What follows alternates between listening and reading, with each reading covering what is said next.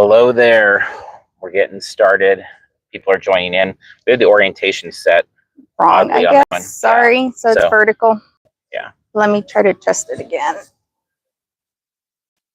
As with past shows, for those of you that have tuned in before, we'll do like a little podcast intro here because most people that will watch us, we definitely appreciate everybody that joins us live, but most people either watch on the replay or they listen on the podcast. So we kind of do it so that people can enjoy both ways. But we thank you all that are here live joining us. As we have been doing, we'll have 2 question segments. If you have questions that you want to throw in, please feel free to do, and we'll come to those at 2 different points during the show. So with that said, let's go ahead and get things started. Welcome to Parks and Cons, companion podcast and live show to the parksandcons.com website and YouTube channel. We discuss cons, theme parks, collecting, and other fun stuff. It's June 30th, 2025. I'm your host, Sean. I'm here with Carmel. Hello there. Parks and Cons on Spot podcast and live stream, where we take you to the heart of the action, best conventions and themed entertainment events around.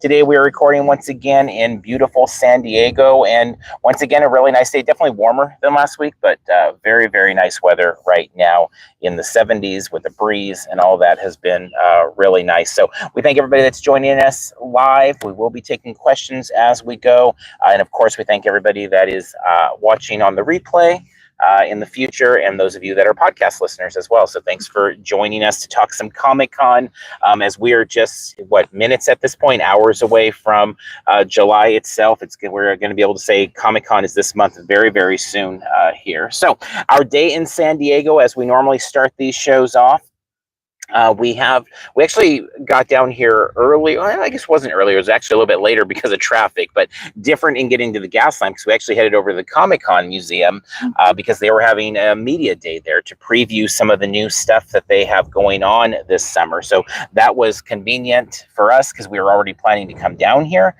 That happens very rarely, I feel like. It's like 9 out of 10 times it's on a day we can't get down here. So that was really cool. Yeah, we were late to that because that started at sometime earlier in the morning, but we're like, okay, well, the earliest we can get there is this time, and if that works, it works. And so it did, fortunately, and I believe some of you joined us for that live walk around, which we appreciate. Yep. We enjoyed the Comic-Con Museum. It's always cool to see what they have going on, and they change their exhibits periodically. So yeah, this time we got to see the Tokidoki experience, or so not that's experience, 20 exhibit. Yeah, so let's say what that actually is. 20 years of kawaii and chaos. So Tokidoki celebrating their 20th anniversary at the Comic-Con Museum. Japanese-inspired pop culture brand with rare collectibles, original fine art, large-scale statues, and more. So as you said, thanks that those have watched kind of played along with us this morning. That is up on the channel for anybody that missed it. If you want to see the latest from the Comic-Con Museum, we didn't do the full Doctor Who walkthrough again because we did a very long for us video of just the Doctor Who Worlds of Wonder exhibit, which is fantastic. I can't recommend it enough, but we kept that in a separate video. But we did look at all of that. We also checked out the other part that's new for like immediately opening today, Growing Up Luann, 40 Years of Comics, an intimate showcase from award-winning cartoonist and local San Diegan Greg Evans, featuring his beloved Luann comic strip based on his daughter, featuring original art, fan contributions, and more. And then additionally, on top of that, they also had the Lucha Libre stuff, which is now taking up the entirety of the 3rd floor. So really 3 new exhibits for us that we had not experienced. Yeah, I'm not sure when the Lucha Libre opened, but I think that's been open for a bit. But it was the first time we saw it. And then FYI, the Tokidoki exhibit will be there until May of 2026. I think she said end of May. So if you're going to be in the area later, it'll still be around. And the Doctor Who exhibit goes until March. Yeah. I'm not sure about the other 2, but if you're interested in those 2, you have plenty of time, as long as, by March, you can see both by then. Yeah. So it was a nice way to start the day because we always talk about like Comic-Con Museum, Now or Never Comics. There's a few places that just feel like Comic-Con all year long. And so if we're able to check them out in November or December, January, whatever it is, it's always like, oh, it's a little bit of Comic-Con. And obviously nothing more than Comic-Con Museum with the big I logo and the Comic-Con t-shirts. Now that being said, it does feel like they should have a year-round CCI exhibit, Comic-Con International exhibit, but they don't. They've had exhibits in the past related to Comic-Con. but for some reason the Comic-Con Museum doesn't have a Comic-Con exhibit, a permanent exhibit. Yeah. But so that always feels like it's a missing on, you know, on that part, but it's still very enjoyable to see, obviously. Yeah, they've got the toucan there, though, for pictures, and the McFarlane Batman statue and stuff. So anyway, again, we've got a video up on the channel there if you're interested in checking that out. And also, as I said, the Doctor Who one. And if you're coming out to San Diego this year, you know, we always recommend checking it out. But I was finding that actually did make it kind of feel even later, because I think normally that media thing has been like, I feel like it's been like a week out from Comic-Con or something in the past, so it just felt like we were doing an actual Comic-Con like preview thing, that it felt like, oh wow, Comic-Con really is here. And then that continues with a few new things since our last visit here last week, the Fantastic Four banners being one of those. It was really cool getting to see those, which were, what were they, on 6th Street that we saw those, I believe? Yes. 6th Avenue. Yeah. So they were over there. Obviously, we talked about Predator Badlands and Tron Ares. We're recording in the Seaport Village area, the Marina Park over here, and those extend here. So we didn't see many. Yeah. So we didn't see as many of the Fantastic Four, but we did see them, and that was really cool to see Fantastic Four first steps up. We also saw the Demon Slayer signage up. There's one right in front of Old Spaghetti Factory, and I believe a few other spots in the Gaslamp. So that's cool to see. It's just, you know, you start slowly seeing things transition from regular stuff, regular everyday stuff, to the Comic-Con vibes.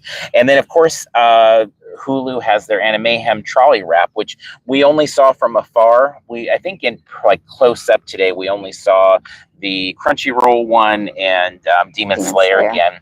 So we didn't see a lot of trolley wraps today. There's not a Padres game today, so on the days we're down here when there's not Padres playing, there's a whole lot less of them running around. But we did walk over to the station near Petco and saw the Hulu one from a distance. It wasn't good enough to like post pictures and stuff, but our friends over at the blog and Outside Comic-Con, they have all posted good stuff there, so you can check it out. But it's nice, just kind of, you know, it's just like little layer by little layer. Obviously, the thing at this point that we're really waiting, if you're watching on the video side of things, you can see like behind us waiting for the hotels to start getting wraps there. You know, we keep looking up, and we don't expect them this early, but things do start to seep in. So we'll see. I would imagine by the next time we're down here, we'll start seeing some of that kind of come into play. Yeah, of course, that week before Comic-Con, it's always a little jarring to see like their Esri, the convention that takes place like the week before Comic-Con. It's a very big convention for the convention center, and they have in the past like wrapped the Bayfront, and they've wrapped, I think, Marriott. So there's a few wraps that go up on the buildings, and so it's always like looking at them and it's like, wait, is that for us? And it's like, no, it's for Esri. All right, we'll have to wait. But yeah, soon. And very soon, because we're like virtually in July, so we're almost to Comic-Con. Yep. And in that vein of like these other conventions, because every year it's like, now we just know Esri's here the week before. They are going to do some of their own wraps. They're going to take over the Gaslamp with their own parties. But what we weren't expecting today is the convention that's taking up a lot of space in the Gaslamp, which is SHRM, SHRM 25 is the hashtag everywhere, but it's SHRM, but it's an HR convention, and it is big. And I know somebody said it was like 25,000 on our socials there. But then somebody else had said that President Biden was speaking there, and so then I looked that up, and that does seem to be a thing. I guess that happened, like we're at the tail end of it, but they've taken over like the FX area for our Comic-Con people to speak Comic-Con language. They've taken over the FX offsite activation area. They have a stage. They have it's all like fenced off over there. That's actually why we're recording over here, because there is no Padres game. Normally we would record right by the Bayfront, but we moved out of there because the stage, they were having like panels and speakers and things. All of the Hall H line was taken over and closed off. In front, there's all these photo ops. They've got their own banners up. So next year, then Orlando, so they won't be in the way of our Comic-Con stuff next year. But it kind of did catch us off guard as we're rolling in and seeing hundreds, I guess thousands of people making their way through the Gaslamp. We're like, this feels like Comic-Con, but it's very much not. Lots of buses, shuttle buses that it's obviously a lot smaller than Comic-Con, so they do have the buses go up to the convention center like they used to do for Comic-Con, when we used to have to like maneuver around all the lines and stuff, which fortunately we don't need to do that anymore for Comic-Con. But that was definitely the case for SHRM, and so it was interesting to like see all the buses up there while we were eating a snack at Baja Rick's. And so that was kind of almost like a retro feeling or whatever. Like, remember when we used to have to do that? But obviously now the bus drop off is closer to the Petco area, not in front of the convention center anymore. Yep. Okay, let's get to the rundown then and talk about some of the news. There has been a lot of news, and our friends over at the Unofficial Blog know that better than anyone because they're posting everything, and it's where we always go to get our news. Literally every week when we do these, when we do kind of the rundown, I just go through their feed for the entire week and look at like what are the things that jump out the most. And so one of the big things from this last week was the revelation that there would be a cornfield, so for Clown in a Cornfield, that Shudder is part of their work coming down here, that they are going to be at the Hilton Gaslamp and going, I guess I'd say all in, like having a really big activation there for Clown in a Cornfield. We talked about Clown in a Cornfield, I think, on this episode last week, just a little bit. We talked about it at WonderCon. If you listen to that podcast, we saw the movie because we went to the panel. We met Friendo the Clown there at the panel, or afterwards he was lurking in the hall. We saw the film. It's a Shudder original, and I think we both really liked it. I know we talked more about it on our Patreon show, but like it has some goosebump vibes. It's not super scary, but it's very subversive as well. Not super blood. Like it's not. This is like beginner. This is like tricycle horror, right? Like if you're somebody that's like, I'm not really into horror, but I'm a little curious. Like this is a perfect horror movie because it's like it's not very intense, but it is fun. And it's subversive, and it's funny, and it does a lot of things. Like, I mean, going back to subversive, a lot of things you don't expect. There was a few intense scenes, so I don't know that if it's training wheels, I think is what you said, or tricycle. I don't remember what you said, but I don't know if it's quite that. It was a bit more than that to me, but it was still fun, and clowns are always kind of fun and creepy in different ways, and obviously people have different views. Some actually have fears of clowns, so if that's you, probably don't want to see Friendo, but for us who enjoy horror things and haunt things and stuff, it was cool that, back at the panel that they actually had Friendo like lurking out in front of the, when we exited the hall and stuff. And then the movie was enjoyable. And so for them to be here is like really cool too. Yeah. And so I'm very excited about that. We do a lot of horror Halloween stuff. If you are somebody, we also are like the crutch for a lot of people that want to try to go to a place and do horror and Halloween stuff. And they're like, but I'm afraid of the monsters and stuff like this. If you are that person, just always remember that if you're at a professional place that's like a company like Shudder, for example, the actors are way more worried about touching you than vice versa. Like the clown's not going to get you because like I've had scare actors kind of like trip and accidentally like graze my knee, and immediately it's like break character. I'm so sorry. I didn't mean to touch you. It's like they are worried about lawsuits. Like these places, no one's getting, at Horror Nights and Scary Farm, and definitely not at Comic-Con at Shudder. So we've done a lot of horror things here, and they're all, the same type of thing, which is very light, just pop out and scare type stuff. But I'm very curious to see that. Like that's so up our alley to have like that type of I really love cornfield type stuff. We don't do that much of them. They're not that big of a thing in California as they are in the rest of the country. But that idea of having Shudder here, really cool. And I thought that was a really interesting part of the news from the week. Very much so. Today, the Thunderbolts treat truck was announced for coming on down, and that's kind of fun. I mean, it's always a little weird when like the Marvel stuff that's already been out comes, because it's not obviously the same excitement as like the Marvel stuff to come. Of course, we'd rather have, an Avengers Doomsday thing, I think. But that being said, I mean, it's fun. Thunderbolts, I really enjoyed. I know you enjoyed. A lot of our friends enjoyed it. So it's fun to have it here. It is pretty limited. It's an ice cream truck, but still, we'll take what we get. And then there's basically tying into the streaming release, or I think it's tying into the online release versus obviously the movie actually coming out or anything like that. So yeah, and it's getting a start this July 4th weekend in some other locations here in California. So they're getting a little bit of a warm up before they come out to Comic-Con, but it's going to be over in that Omni area there. And so one of those like easily accessible kind of locations, and just kind of a quick thing to get a treat there. Maybe they'll have some photo ops, but that's just kind of, fun. Those things are always neat. It's not for me the excitement of some of these more, experiential things, but it's always just neat to have those easier things as well. I know last year what Blue Beetle was giving out like Reese's peanut butter cups, and it was like, I don't know if this is really going to sell tickets or not, but it's just fun to get like a Reese's peanut butter cup with the Blue Beetle on it, and have these these street teams out there. So kind of fun little announcement there. And I had thought maybe they'd be going over to the interactive zone, Petco interactive zone, but that doesn't sound like that's the case. But also this week it came that Hello Kitty's returning. Hello Kitty, obviously incredibly popular. Every time we go to Universal Studios Hollywood, I think we're reminded of just how popular Hello Kitty is, because she dominates there with her cafe and City Walk. She dominates with her store right there in the main, walkway area there when she's out there meeting and greeting, big lines. And so Hello Kitty is a really big deal. And so it's nice to know Interactive Zone's back.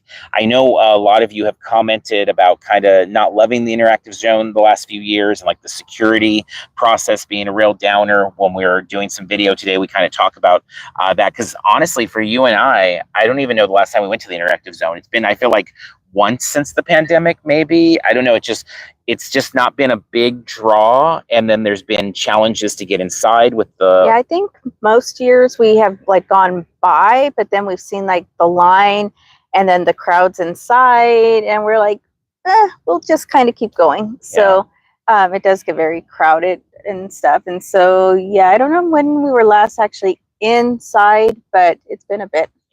Yeah, so we'll be keeping an eye on it. Obviously, it's always fun walking the bridge that week before and seeing things get kind of built and all of that. So we'll see what else pops up there. But we do know Hello Kitty is on her way over there. Also in the last week, Predator Badlands coming to the panel room, coming to Hall H. That's exciting. I think we've talked about it on this show. I think we've talked on the Patreon show. I know you and I have talked in person and with friends a lot. It has felt for like, I don't know, 6 months, like this is going to be a big Comic-Con for Predator Aliens, like those two things. You've got Alien Earths coming this summer to FX, of course. You've got Predator Badlands. We just had Predator Killer of Killers, which was fantastic on Hulu. So just the whole year, it felt like we were working up to that. And after seeing what they did with Alien Romulus, and that was fun, and the face hugger. So we'll see. Just because they're doing Predator Badlands as a panel, just because they have banners up, doesn't mean anything else is happening. But I know I was very excited to see that, because I felt like it was one more indicator of that. And I did not grow up like a Predator person. Like that was not one of my properties that I was like super into.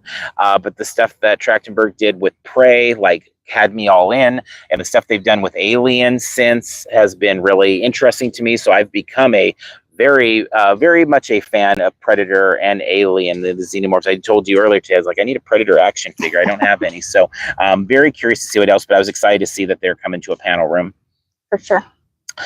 The Comic-Con merchandise dropped. We were thinking about that because one of the things, the Comic-Con museum will get some of the merch normally. So right now they're clearing out all the old stuff at like $5 for t-shirts and stuff. Not that they don't do that in other parts of the year too, but it felt like a particular push today where they had like 3 or 4 racks of like, WonderCon. They had the WonderCon at home t-shirt there, and all of that stuff. 2020 pins. And they're trying to the older tikis. $10 on the tikis. Yeah. So if you are at all in the San Diego area and want to get old Comic-Con, WonderCon stuff, it's a good cheap spot right now. That being said, they will get the merch. The merch has dropped. I really liked a lot of the merchandise that they showed for this year.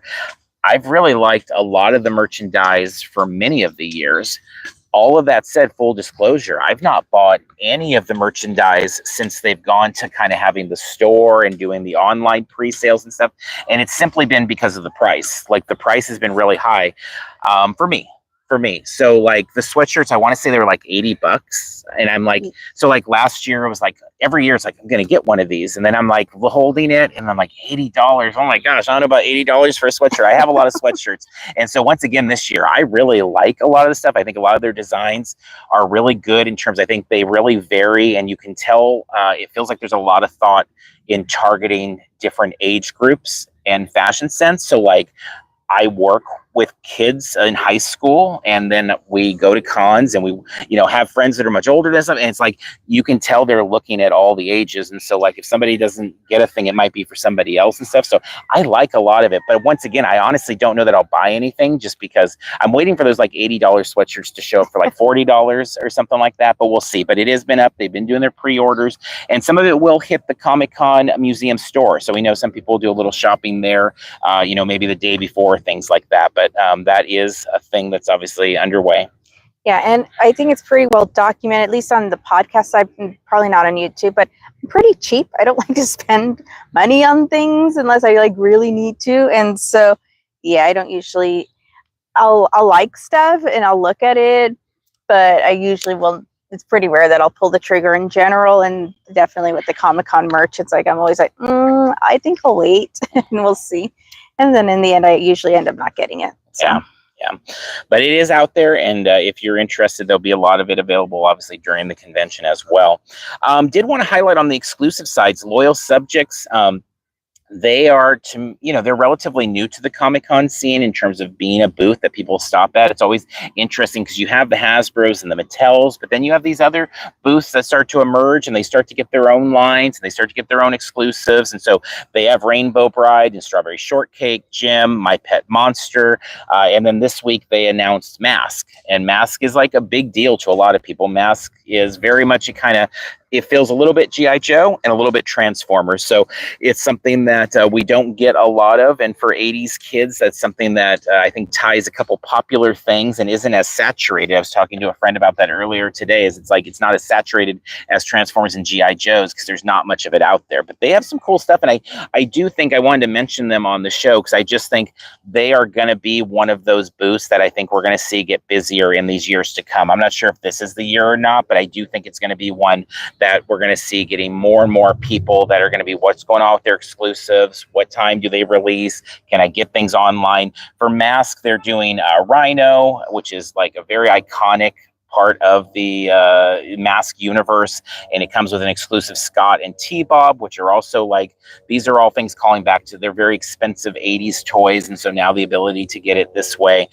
They do say that they're doing pre-orders on Big Bad Toy Store. It's not 100% clear on the Comic-Con of what they're doing exactly in terms of like how are they selling the merch at the booth. If they do have this, I don't think they're going to be part of the portal, but we'll see. We'll see. But I did want to kind of throw them in here now because I do think in the next 5 years, Loyal Subjects is going to be something we talk more and more about, unless they get acquired. Who knows? Was it Adpop or whatever that bought Diamond, and maybe they extend it because there goes Gentle Giant, and obviously then you've got NECA sitting there, and who knows? So we'll see. But I do think Loyal Subjects is making a lot of plays to kind of become more front and center in terms of what they're doing in the toy universe there. And then Mattel has had some really cool things, and it's been a while, I feel like, since I've really needed Mattel stuff. But that Jurassic Park set, if you missed it, definitely check it out over on the blog there. But it is like so built for a convention attendees. It is literally, there's a dinosaur cosplayer in it. There's dinosaurs crashing into the convention center. It looks like San Diego Comic-Con. It has an exclusive inside the exclusive little toy. And then their Jaws set for Hot Wheels and their Back to the Future. They all look incredible. So I don't know. We haven't messed with Mattel much in the last few years, and I've been pretty much satisfied to just like see what happens when the portal runs out and what's left. And usually the things I'm into are still there. But I don't know. This year, there's that. Also, always remember there are online options with Mattel as well. I believe it's on the Thursday at 9 a.m. So it's Thursday of Comic-Con, so you'd need to be like on your phone as you're getting ready to hit the floor there to get it. But also Mattel stuff, generally speaking, is stuff that's pretty obtainable in the secondary market, and we always talk about that. Like if there's exclusives that you're hunting that you miss out on, not everything by any means. Some things do escalate a lot, but a lot of the things are much better value or cheaper price, I should say, like 6 months out from Comic-Con. So I know there are things that we target down the road. Sometimes we pick them up at other conventions from some dealer selling it secondary that they weren't able to clear it out during Comic-Con. But wanted to shout those out. Those are really, really cool. Yeah, definitely check them out. I definitely need to try to get my hands on those if I can. So yeah, you showed me the photo of, wasn't it like a cosplayer holding the exclusive that you were buying? One. So yeah, it's very meta, but it's kind of cool. Yeah, it really works well. All right, let's go to our chat there. Do we have any questions? Or I didn't see. And do we need to hit on? I didn't see any questions. I see a lot of people conversations, coming in, so but welcome. Wow, there's a lot that have stored up there. So thank you all for joining us there. Yeah, for sure. I think the questions were meant for the conversations within the chat because people are chatting, which is great. Yeah. By all means, continue to. But I didn't actually see any questions for us. I don't think. Okay. Someone did compliment your hat. I did see that earlier. Thank you very much. There was a question. Love Pink Hello Kitty asked, did they sell any Tokidoki merch? Oh, and I know she's a big fan of Tokidoki. They do have some Tokidoki merch actually for sale at the Comic-Con Museum. It is in the museum store there near the lobby. And actually, just so everybody knows, you can access that museum store right there at the front before you even go in. So if you wanted to shop and not see the exhibits, they do have that as an option there.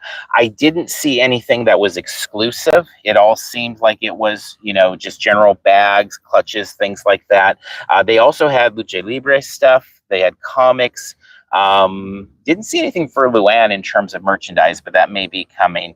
But they do have merchandise there. But I didn't see anything specific to, like, you know, Comic-Con team up type things or anything like that. Yeah. So if I did miss your question, please repost it. I was watching as the things were popping up and I didn't catch anything, but I may have missed it. So please do re-ask your questions if I did miss anything. Yep, definitely. Here's a question. How many entrances are there into the convention center in the mornings? How many entrances? So we have a video. You can check last year's video because it should be the same thing. I mean, obviously every year things can change, but it should in theory be the same as last year, which is that once you make your way into the convention center via the everything else line, you go up the escalator, and then there's the option of going towards the sales pavilion or going over behind Hall H up top and kind of down that escalator. I did see, it was funny because I was looking at some video stuff getting ready for the video we're working on today, and somebody had said that they had gone to sales. This is from last year, that they had gone to sales and they wouldn't let them and told them it was for professionals only. And that's incorrect. I mean, it's unfortunate if somebody told that, but they said they waited there till 9:34 and they couldn't get in. Something to be aware of too with just the floor opening is, generally speaking, Comic-Con International does very much what we used to do when I worked at In-N-Out, is you say the open time and you try to open a half hour before. So they say the floor opens at 9:30. They're trying to get it open by 9. Sometimes it happens, sometimes it doesn't. Sometimes it's 9:11, sometimes it's 9:30, you know, somewhere in between there. But once they start letting people, the goal is to let everybody from the top floor down and then letting the lobby down below. That's the goal. Doesn't always happen that way. Security messed it up. I think it was preview night last year pretty bad. They started letting people in the wrong entrance. It happens. It happens. It happens. You know, everything we talk about that all the time. It's all temporary. People working temporary jobs at these places, and so you know, pack your patience, right? Yeah, and then obviously that's different than like the ADA lines or the professional lines, but for general admission, yeah, that's the case. Straight to VHS asked when the chocolate bars drop. We don't know. We don't know. I think it's usually I feel like last year we did that video like about 10 days out or something like that. I can look a lot of those, like that one, if you go and look at our playlist, you can see whatever day we posted that video, that was the day that it came out. So I don't have it here, but I think it's about 10 days out, a couple weeks out. And the real JPM asks, when can we expect the next surprise tickets / activations or parties? It'll be a surprise. Yeah, it'll be a surprise. It could be. I mean, obviously today Paramount dropped their tickets. So yeah, we're always, I mean, it's kind of the unnerving thing about this time of year, because it's not like any of them do it at convenient times necessarily. It always feels like something else is going on as those things are happening. So yeah, not sure. I do feel like more and more, and I know we talk about this every year as we hear things, see things, feel things in the force, whatever, like that, it does feel like there's a lot of cool things coming. But yeah, when the next thing's announced and when it is tickets, we don't know. But the blog is usually, I mean, that's where we get the info. Yeah, I know that there's like Discord groups that are also on it, but as far as like just out on social media, the blog posts stuff like quicker than, like sometimes they'll post something and then I'm seeing that there's a press release that we've received. So they're very quick and they're all like working very hard on getting that news out as quickly as possible. And so, yeah, turning on your notifications for Twitter, for the blog at least, is going to, at least that's what I generally refer to, because it's usually the most comprehensive place to get as much information as quickly as possible. Jerry Knowles said, for the Paramount Lounge, is there a recommended slow time for stand, or I think it's asking when there's the shortest wait time for standby. And Straight to VHS suggested Wednesday nights for sure. That sounds like a good idea. But I don't know that we've really ourselves We don't know, yeah. But that sounds like some good advice. Has there been any news on Smashbox? None that I've seen. And then Nicole asked that we remind him when time the doors actually open. I mean, I think we already covered that a few minutes ago. Do you guys think there will be something Fantastic Four related at the con since it comes out that weekend? I do, but also I don't know if that's just wishful thinking. But I do. I mean, I really hope, whether it's drone show, whether it's a preview thing, or I'm sorry, the Thursday night thing, I really hope so. I really think so. Really hope so. Yeah, Fantastic Four.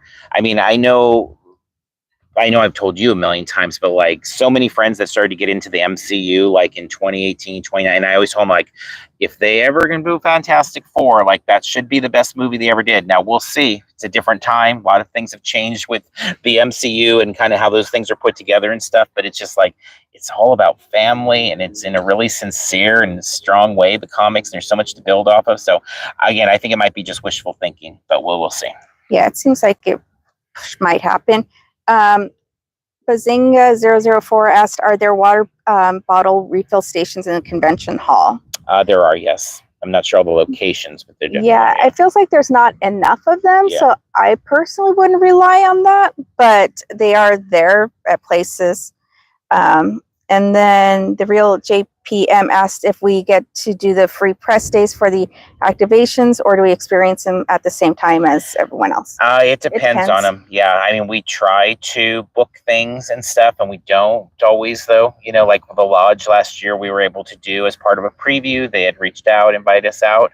The year before, they did not. And I feel like we may have emailed them and they never responded. So, yeah, it really some depends. Things yes, some things no. But we try to, so that we can experience and cover as much as possible, and then share the information as much as possible.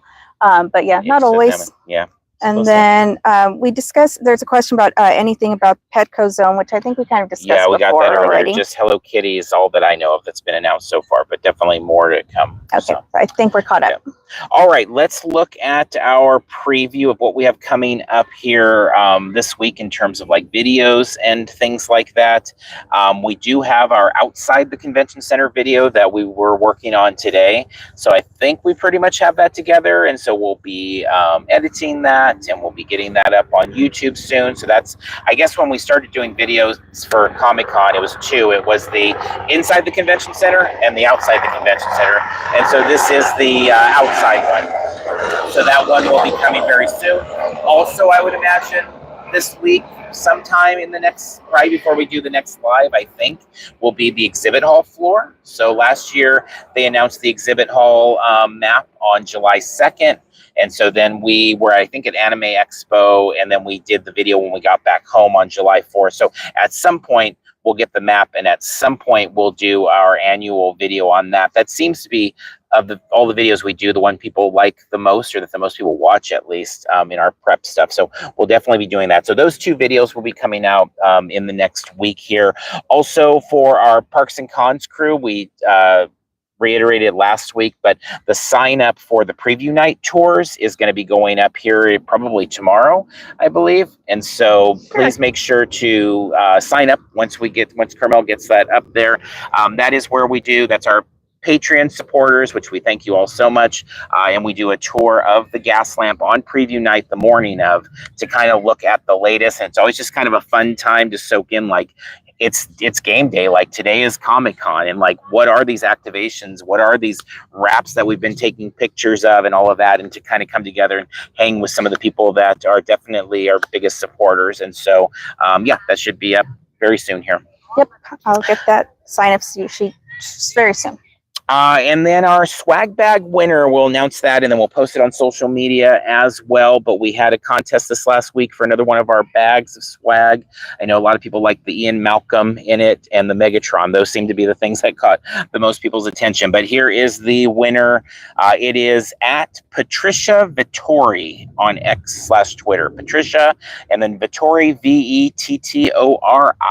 If you are in the chat, congrats, Patricia. We'll reach out to you about your address. And if not, we'll be hitting you up on social media later on today. And we will have more of those coming. And then we've had a few people ask, we will be doing prize drops once again at the convention, outside the convention. We do those. We do as many as we can. It's always about bandwidth. Like I'm always carrying a lot of those things around, pins and pops and all sorts of toys and stuff like that. And we always try to do them as much as we can. And so we will be bringing that back as well. So our San Diego Comic-Con tips over on X, Twitter, we do our SDCC tips every year. That's kind of been a tradition for a very, very long time. As I've mentioned before, like the whole reason Parks and Cons ever was like born was just out of me wanting to get help from people on Twitter back in like 2008 or whatever it was. And then over time, it became us trying to help people. So we do our tips there.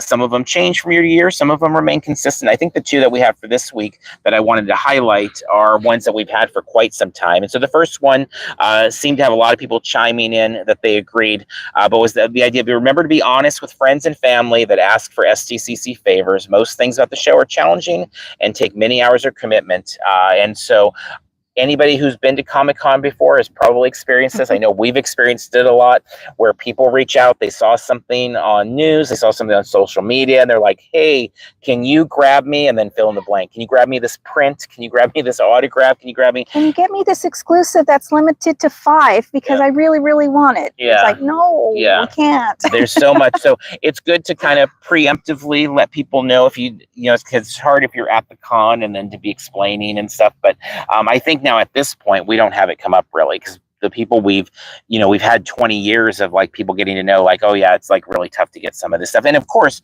we've gotten a lot of things. I've shared the story before that we had a friend reach out asking about a Halloween print that was there. And I was like, oh, this is gonna be really tough. And it was like, not only did it turn out that we could get it for him, it was a freebie, and we got it for ourselves as well. And it's an awesome poster, and it's by Bill Sienkiewicz, and it's signed, and it's hanging up in our house and all this stuff. And so sometimes they are doable, but I think just being transparent with people, especially if you're newer to Comic-Con and people may not know all of the challenges that come with going to Comic-Con, like try to let them know in advance so that they are prepared not to, and obviously you can tell, I'll try to get it for you, but it's really hard sometimes, or, give me all the information. And if it happens to be there, sure. But I definitely can't promise anything, and I can't guarantee anything, but I will try, the only thing you really can say, because it's, there's no guarantees, obviously. Yeah. The other one was about kind of, because I've seen a lot of questions. I don't think I added this one this year, but I've seen a lot of questions in our Facebook group and other places about like, where's the best place to go for in real-time updates about freebies being handed out? And I was like kind of offended, because I'm like, us, like me, like I'm the best at it. But then I'm like, maybe others are better at it. And if you are, please like tag us, because I want to follow you and say, but when the floor opens, if we're able to do the floor, like I am trying to find stuff and I'm trying to post it in real time. So it's like, I got the Barbie pins from Mattel and I'm taking a picture as I'm walking, and I'm literally posting it to Twitter before I get to the Hasbro booth and got a ticket for their signing later in the day and stuff. So I'll do my best to do that again this year. Last year, Thursday morning, we weren't able to do that because we did have a media appointment for an offsite, going back to an earlier question. But point being that, and then you may find also in other groups that like people volunteer that. And like I said, hit me up. Like if you do like in real time updates of freebies and stuff, like I want to know, but I've never really seen anybody do too much with that. And so it's always been a big deal to me to do that and be like, hey, they're handing this out now. Cause a lot of those things go so fast, like seconds, they're gone. As someone who also is on the floor at opening, it is very challenging for me to like think to post stuff very quickly. And the fact that you're obviously if you follow along, you know that Sean is very like able to like multitask very easily, and he can walk and post stuff while we're in the middle of Disneyland Main Street, and he's taking photos and he's doing video, and he can do it all at once. I can't. So I totally get if you don't post stuff like right away. But if you do, let us know, because we want the free stuff too, and we'd like to go find out about it. But I find a lot of people post like lists on, you know, places where like we can go and on a different day, and that I'm not really interested in as much. I'm always interested like in the moment, like at this very moment they're handing out the Ahsoka poster at the Lucasfilm booth, and it's like, okay, let me go grab that thing or whatever. So, but anyway, we will try to do that again this year.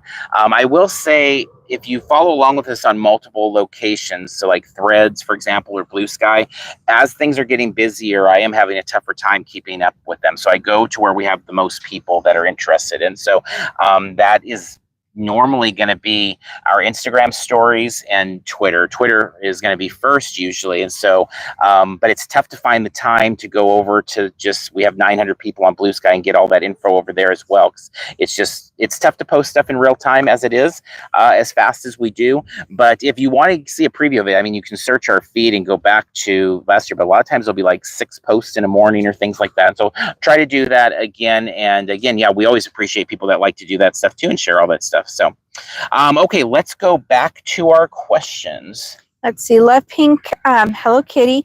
By the way, I think I saw your compliment on my shirt. Thank you. Obviously, it's from the blog. She asked, do you know if IMDb boat is coming back? You know, I don't know anything about IMDb boat, and it's weird because it's one of the things at Comic-Con. We talked about this not too long ago, not on the air, but like neither of us have ever done IMDb boat. I don't really know anything about my extensive knowledge about the IMDb boat is that there's a big expensive ship in the water that hangs a sign out front that says IMDb boat, but I never really have paid too much attention to it. So I honestly don't know anything about that. Yeah, it's in passing, like sometimes we've seen celebrities from a distance or something, but definitely not anything about this year. Yeah, and we don't, yeah, that's not our thing really. Let's see.